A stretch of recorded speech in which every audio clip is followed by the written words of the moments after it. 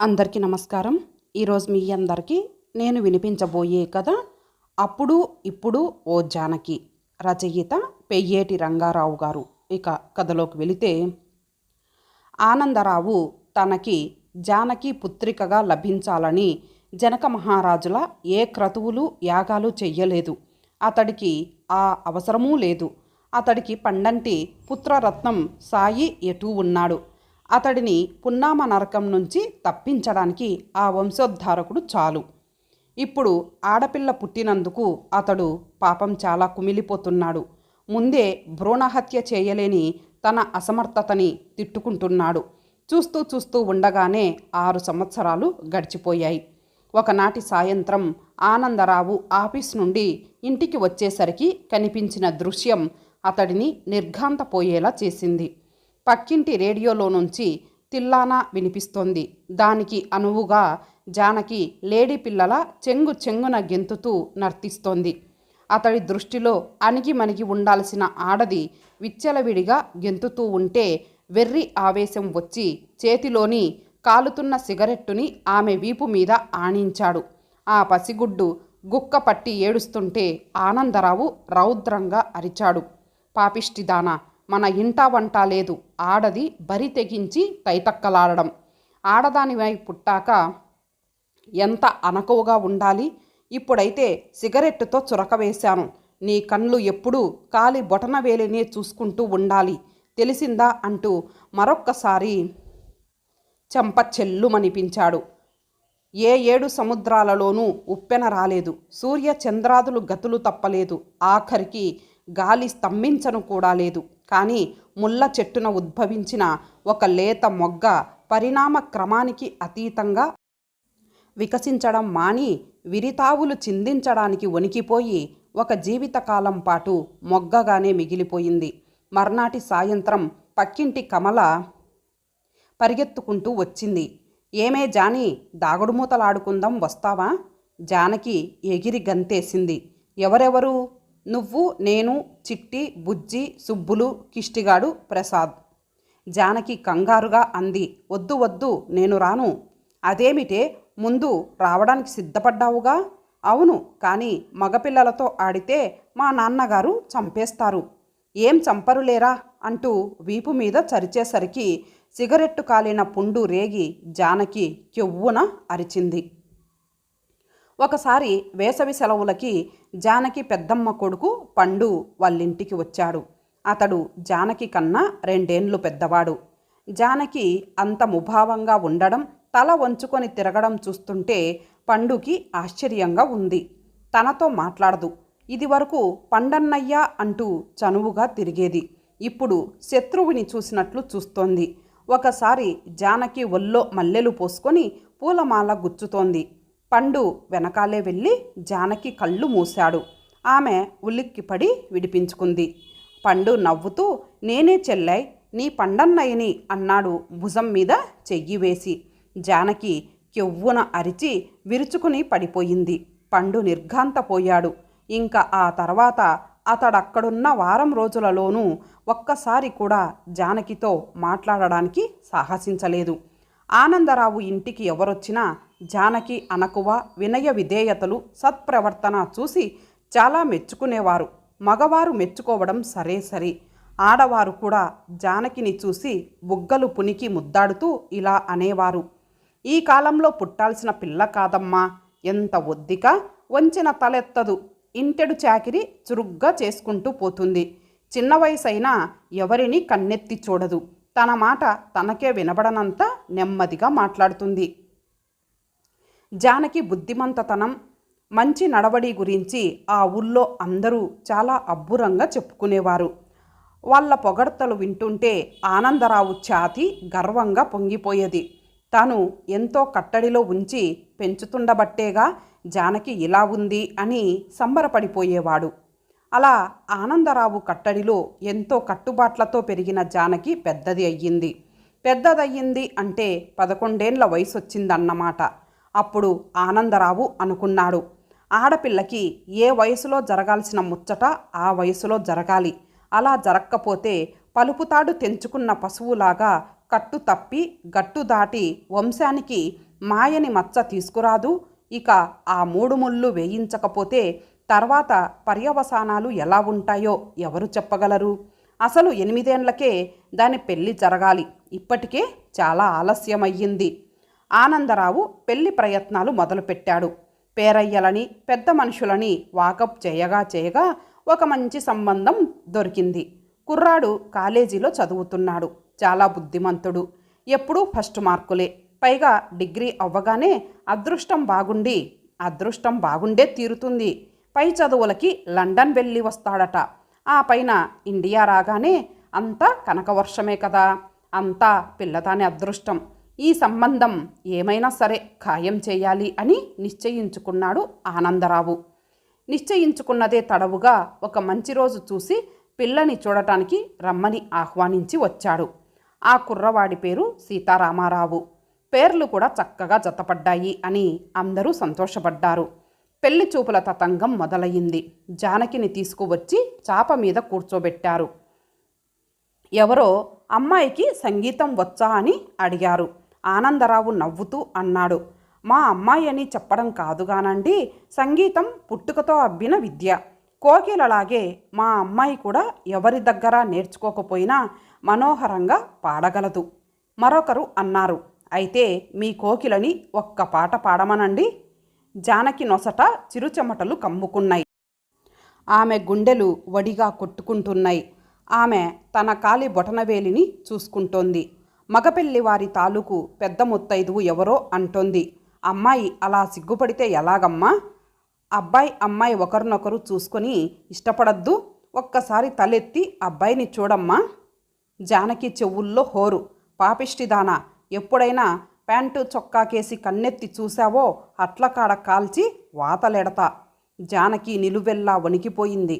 ఆనందరావు గర్వంగా చెబుతున్నాడు, మా అమ్మాయి అని చెప్పుకోవడం కాదుగానండి, ఈ కాలంలో పుట్టవలసిన పిల్ల కాదు. ఇంట్లో కూడా ఎప్పుడూ వంచిన తలెత్తదు. పెద్దలంటే విపరీతమైన భక్తి, భయం, అణకువ. అందరికీ పిల్ల చాలా నచ్చింది, ఒక్క సీతారామారావుకి తప్ప. ఒక్కసారైనా ఆ సోగ కనులెత్తి వాలుచూపుల గాలాన్ని ఓరగా విసిరి తన గుండెను బంధించకూడదు. పిల్ల మాత్రం అబ్బా మనోహరంగా ఉంది అనుకున్నాడు. జానకికి చాలా గర్వంగా ఉంది. ఎన్నో మంచి సంబంధాలొస్తే వాటన్నిటినీ కాదని ఏరి కోరి తనని చేసుకున్నాడు. సీతారామారావుకి చదువు పూర్తయింది. ఆ కాస్త అడ్డు తొలగించుకొని పిల్లని కాపురానికి తీసుకెళ్తామన్నారు అత్తవారు. ఆ రోజు రాత్రి గదిలోకి రాగానే సీతారామారావు ప్రేమగా దగ్గరికి తీసుకోబోయాడు. ఆమె నిలువెల్లా వణికిపోయింది. సిగ్గు వల్ల అది సహజమే కదా అని సర్ది చెప్పుకున్నాడు. ఆమె చాప పరచుకొని దానిమీద పద్మాసనం వేసు కూర్చొని స్తోత్రాలన్నీ చదువుకోసాగింది. అతడు 1 గంట ఓపికగా నిరీక్షించాడు. అప్పటికి ఆమె ధ్యానం పూర్తయింది. తలలోని మల్లెలమాలని జాగ్రత్తగా తీసి గ్లాసుడు నీళ్లలో వేసింది.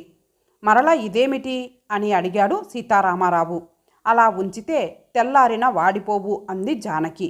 సీతారాముడికి ఒళ్ళు మండింది. అసలు ఆ మల్లెలు తల్లో పెట్టుకునేది వాడిపోవడానికే అన్నాడు. వాడిపోకపోతే రేపు కూడా తల్లో పెట్టుకోవచ్చు కదా అంది జానకి. సరే దా పడుకుందాం అన్నాడు.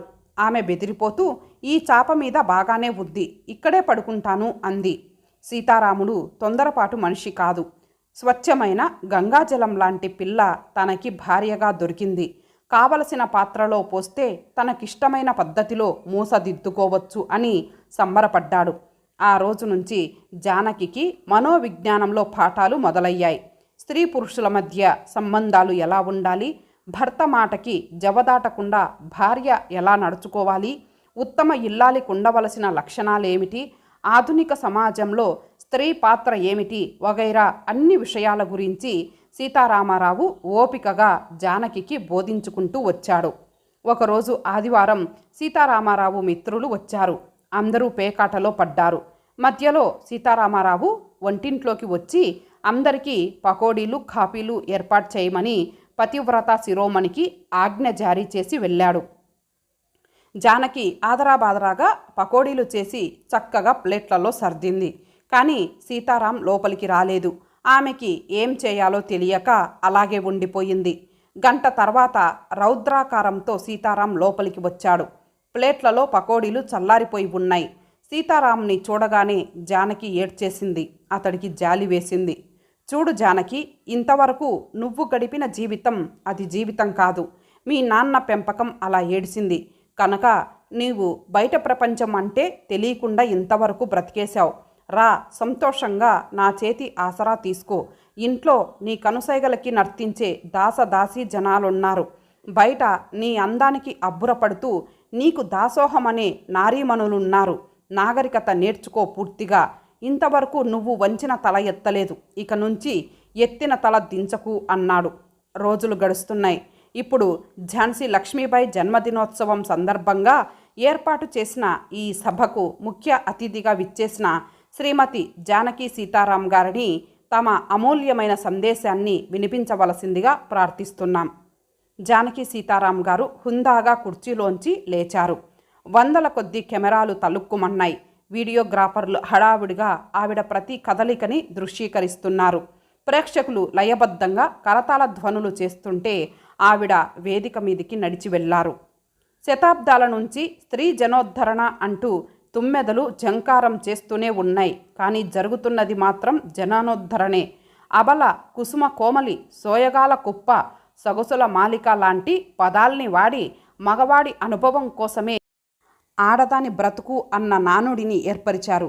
ఎక్కడ చూసినా వయసుతో నిమిత్తం లేకుండా ఆడది అన్న పదార్థం చెదపురుగుల పాలవుతూనే ఉంది.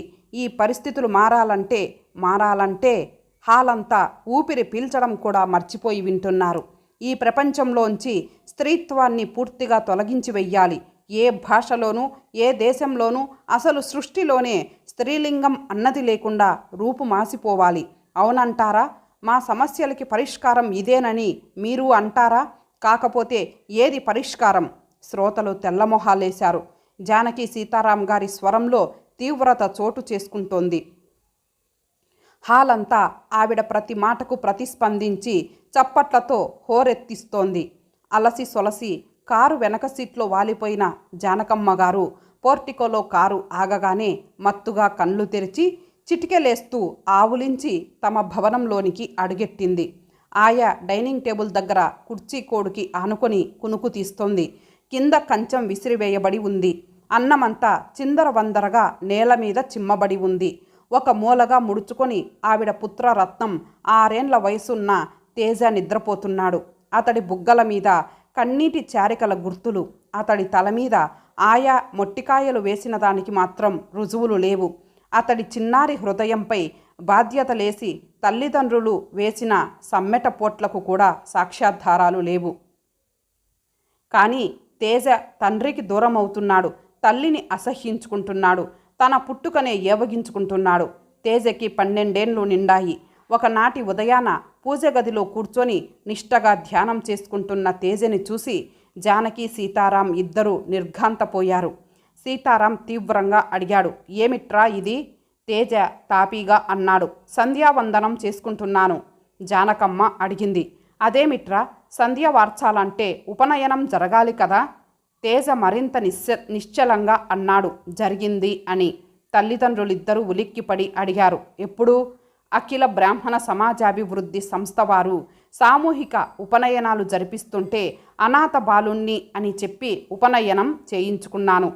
ఒక తరం మీద తర్వాతి తరం తిరుగుబాటు చేయడం సహజమే.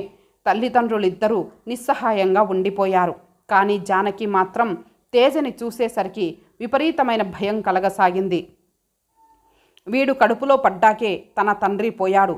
కొంపదీసి ఆయనే మళ్ళీ తనకి కొడుకుగా పుట్టలేదు కదా అనిపించేది. అయినా ఆ భయం క్షణం మాత్రమే. తేజ గురించి ఆలోచించేంత వ్యవధి, అతడి గురించి శ్రద్ధ తీసుకోవడానికి కావలసిన సావకాశం ఆవిడకిప్పుడు లేవు.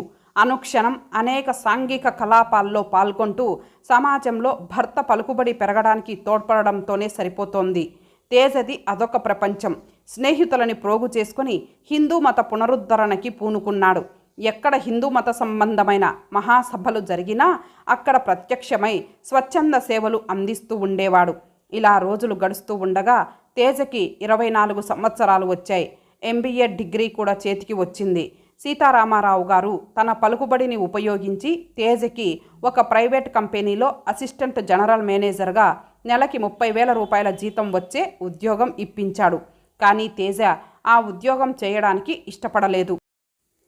ఆ ఊర్లోనే ఉన్న ఓ మఠంలో పీఠాధిపతి గారికి వ్యక్తిగత కార్యదర్శిగా ఉద్యోగం సంపాదించుకొని అందులో స్థిరపడిపోయాడు. జానకమ్మ గారు మహిళా లోకానికి చేస్తున్న సేవలకి గుర్తింపుగా ఆవిడకి ప్రభుత్వ పురస్కారం లభిస్తున్నట్లుగా వర్తమానం అందింది. సీతారామారావు గారు ఎంతో సంతోషించారు. జానకమ్మ వ్యక్తిత్వాన్ని తీర్చిదిద్దింది తను. పురస్కారం తనకి అందుతున్నట్లే. కానీ జానకమ్మ పురస్కారం అందుకుంటూ ఉండగా చూసే అదృష్టం సీతారామారావు గారికి లేదు. కారణం, అదే సమయంలో లయన్స్ క్లబ్ వారి ఆహ్వానం మీద ఆయన అమెరికా వెళ్తున్నాడు. ఇద్దరూ యాంత్రిక జీవితాలకి అలవాటు పడిపోయారు కనుక గుడ్ లక్ అంటే గుడ్ లక్ అనుకొని ఒకరు అమెరికాకి, మరొకరు ఢిల్లీకి ప్రయాణమయ్యారు. కానీ తిరిగి ఇంటికి మాత్రం జానకమ్మ ఒక్కర్తే వచ్చింది. సీతారామారావుకి బదులు ఆయన భౌతిక కాయం విమానయాన సంస్థ వారు నష్టపరిహారంగా అందజేసిన 5 లక్షల రూపాయలకి చెక్కు జానకమ్మ కొడుకు తేజ వెళ్ళి రిసీవ్ చేసుకున్నాడు. అలా జానకమ్మ జీవితం మరో మలుపు తిరిగింది. తేజ ఆవేశంతో చిందులు వేస్తున్నాడు. భారతదేశం అంటే చులకన, పాశ్చాత్య నాగరికత అంటే వ్యామోహం, ఆడదాన్ని గౌరవిస్తున్నట్లు పైకి పటాటోపం, కానీ లోపల ఆడదంటే బానిస, విలాస వస్తువు అన్న భావం. ఏమిటి నాన్నగారి గొప్పతనం? బ్రతికినంతకాలం కృత్రిమంగానే బ్రతికారు. స్వదేశాన్ని అసహ్యించుకుంటూ విదేశీ వెర్రిపోకడలని అనుకరిస్తూ జీబ్రాని చూసి వాతలెట్టుకున్న కంచెరగాడిదలా. అందుకే పరాయి గడ్డ మీద పడిపోయారు. జానకమ్మ నిరుత్తురాలైపోయింది. తన పతిదేవుని మాటని తనెప్పుడూ జవదాటి ఎరుగదు. ఆయనని మనసులోనైనా విమర్శించే దుస్సాహసం తానెప్పుడూ చేయలేదు. కానీ వీడేమిటి, ఏ నోము నోస్తూ ఉద్యాపన చేయలేదో, ఏ వ్రతదీక్ష పూని మధ్యలో భంగపడ్డం జరిగిందో ఈ సుపుత్రుడు ఇంటి పునాదులు కదిపేస్తున్నాడు. జానకమ్మ మదనపడుతూ స్తబ్దుగా ఉండిపోయింది. అమ్మా, నా రొద వినిపిస్తోందా? జానకమ్మ ఉలిక్కిపడి ఆ అంది. తేజ కఠోరంగా అన్నాడు. ఆ ఊ కాదు, ఇక నుంచి నేను చెప్పిన పద్ధతిలోనే నువ్వు నడుచుకోవాలి. ఆ క్లబ్బులు, విహారయాత్రలు మాని కాస్త ఇంటి పరువు దక్కించు. బయటికెళ్ళాలంటే సిగ్గుపడి చస్తున్నాను. పోన్లే, నా బ్రతుకు తెల్లారినా పర్వాలేదు, కానీ వంశ మర్యాద తెల్లారితే అందరం కట్టకట్టుకొని గంగలో దూకాలి. నాకు పిల్లలు పుట్టుకొస్తారు. నా కర్మ కాలితే ఆడపిల్లలే పుడతారు. వాళ్ళకి పెళ్ళిళ్ళు కావాలా? అసలే రోజులెలా ఉన్నాయి? జానకమ్మ కళ్ళ నుంచి ధారగా కన్నీళ్లు కారుతుండగా అంది. నాయనా, నా జీవితంలో ఏనాడు తండ్రి మాట జవతాటి ఎరుగను. నా భర్తని దైవంగా ఆరాధించుకుంటూ ఎన్నాళ్ళు బ్రతికాను. తేజ విసుగ్గా అన్నాడు. వితండవాదన వద్దమ్మా, నువ్వు ఆడదానివి, ఆడదానిలా ఉండు. బయట నలుగురు నిన్ను చూసి భక్తితో తలలు వంచుకునేలాగు, ఇంట్లో అందరూ నిన్ను తలచుకొని గర్వంగా తలలెత్తుకు తిరిగేలాగు నీ జీవితాన్ని మార్చుకో. ఇహలోకంలో అన్ని భోగాలు అనుభవించావు, ఇంకా పరం గురించి కూడా ఆలోచించాలి కదమ్మా. జానకి మౌనంగా తలూపింది. రోజులు గడుస్తున్నాయి. నమస్కారం జానకమ్మ గారు, రామశర్మ గారిని మీరెరుగుతురు కదా?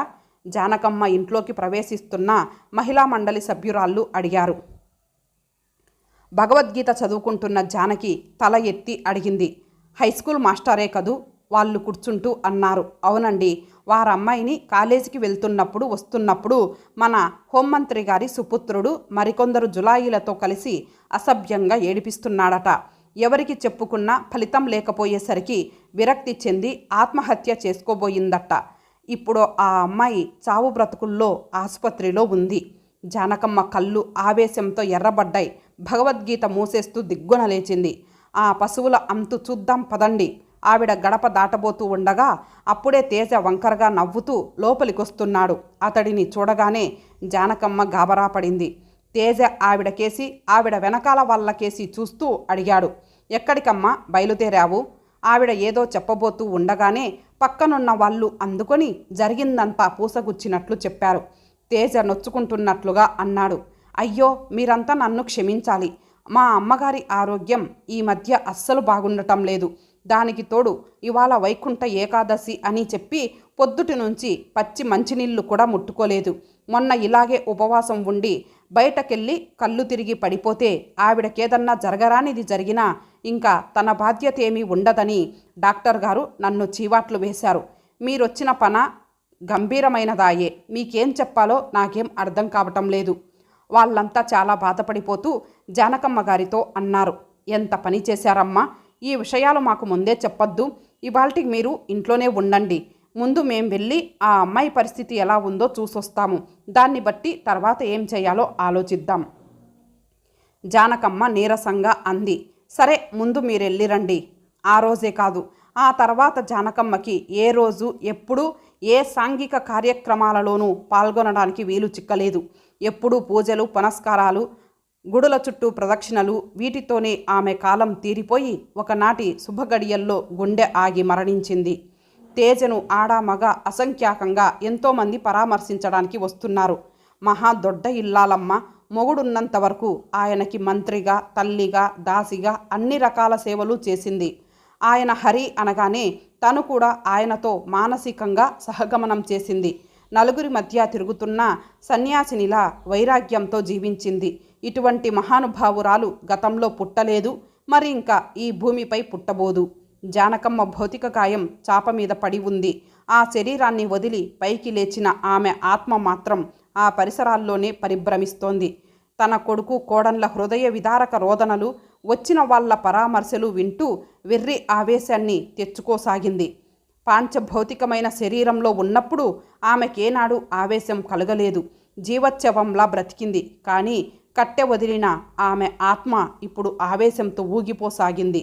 నేను దొడ్డ ఇల్లాలన, పరోపకార పరాయణురాలిన, పరమ పవిత్రురాలిన ఆ మగమహారాజు, అదే నా తండ్రి, నేను పుట్టినప్పుడు తన ఇంట్లోకి మహాలక్ష్మి దయచేసిందంటూ ఆనందంతో గంతులేయలేదు సరికదా, ఈ గుండెల మీద కుంపటెక్కడ దాపురించిందిరా అని మగదేవుళ్ళని తలుచుకుంటూ కుల్లి కుల్లి ఏడ్చాడట. అక్కడికి బాగానే ఉంది, కానీ నాకంటూ ఒక వ్యక్తిత్వాన్ని ఏర్పరచుకొనిచ్చాడా ఆ పితృదేవుడు. పాట పాడితే బజారు మనిషినవుతానట, నాట్యమాడితే వెలయాలినవుతానట. సృష్టిలోని ఏ జీవి అయినా సరే అది మొగదైతే మాత్రం దానికేసి కన్నెత్తి చూడకూడదట. అట్లా చూస్తే వంశ ప్రతిష్ఠ బుగ్గైపోతుందంట. అప్పుడే నేను చచ్చిపోయాను. అయినా ఇంకా ఎక్కడున్నా కొన ఊపిరి మిగిలిందేమోనన్న శంకతో మరొక మగ మహారాజు నాకు మొగుడుగా దాపురించి నన్ను నానా చిత్రహింసలు పెట్టి పైశాచికానందాన్ని పొందాడు. నా జీవితాన్ని ఇంకో దారిలోకి మళ్లించి తన అభిరుచులకి అనుగుణంగా ఆడే బొమ్మగా నా చేత కుప్పిగంతులు వేయించాడు. అప్పుడు మరొక్కసారి నేను చచ్చాను. అయినా నాలో జీవం ఉందేమోనని మగాళ్ళకి అనుమానమే. అందుకే నాకు కొడుకు రూపంలో మరొక రాక్షసుడు అవతరించి ఇదిగో ఇంతవరకు ఈడ్చుకు వచ్చాడు. నా మొగుడు పూసిన రంగుని తుడిచేసి నా వేషాన్ని మార్చేసి నన్ను భ్రష్టు పట్టించి మళ్ళీ తనకిష్టమైన మరొక పాత్రతో నా చేత నటింపచేశాడు. అప్పుడు మూడవసారి మళ్ళీ నేను చచ్చాను. ఇంకా నాలో జీవం ఏం మిగిలి ఉందని ఇప్పుడు చచ్చిపోయానని మీరంతా అనుకుంటున్నారు. అర్థమవుతోందా ఆడాళ్ళు? క్షమయా ధరిత్రి అని, స్త్రీ అంటే శక్తి స్వరూపిణి అని, కీర్తి శిఖరాన్ని అధిరోహించే ప్రతి పురుషుడికి ఒక స్త్రీ ప్రేరణగా ఉంటుందని, ఈ మగవాళ్ళు కూసే కారు కూతల్ని నమ్మి భంగపడి మీ బతుకుల్ని యుగ యుగాలుగా తగలపెట్టుకుంటున్నారే. ఎప్పటికైనా ఏ ఒక్క ఆడనలుసుకైనా జ్ఞానోదయం కలిగి ఈ వ్యవస్థ మీద తిరుగుబాటు చేస్తుందా?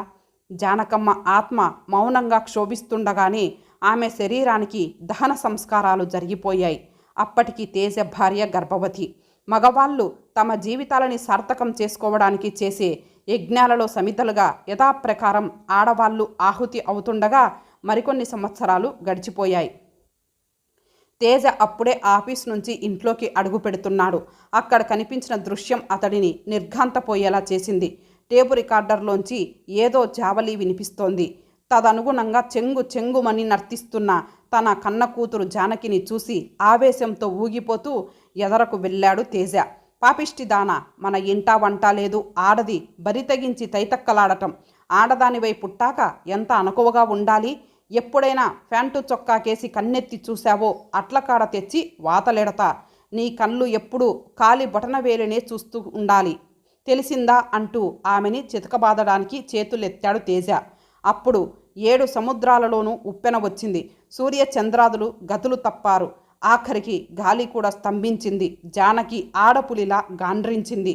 ఓ మగమహారాజా, అక్కడే ఆగు. కన్న తండ్రిగా నీ స్థానాన్ని నీవు నిలుపుకోవాలన్నా, నా నుంచి భక్తి గౌరవాల్ని నువ్వు పొందాలన్నా నీ హద్దులలో నువ్వుండు. ఈ కాలచక్రం గతిని మార్చడానికే నేను పుట్టాను. ఇక నుంచి తూర్పున సూర్యుడు ఉదయించడు, సూర్యావతి ప్రభవిస్తుంది.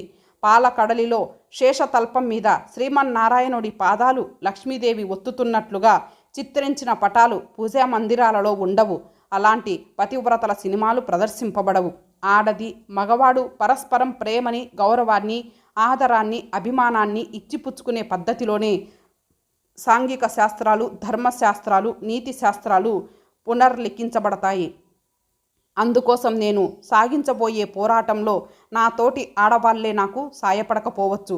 మగవారు నాకు పగవారై నన్ను నిందల పాలు చేయవచ్చు. చిత్ర విచిత్ర రీతులలో నన్ను హింసించవచ్చు. అయినా సరే నేను ఒంటరిగానే పోరాటం సాగిస్తాను, విజయాన్ని సాధిస్తాను. ఆమె ఒక స్త్రీ, ఆవేశంతో నినదిస్తోంది. అతడు ఒక పురుషుడు, భయాతిరేకంతో చేష్టలు ద్రక్కి మ్రాన్పడి నిల్చుండిపోయాడు. ఇంతటితో ఈ కథ సమాప్తం. మళ్ళీ మరొక మంచి కథతో కలుద్దాం. అంతవరకు సెలవు. నమస్తే.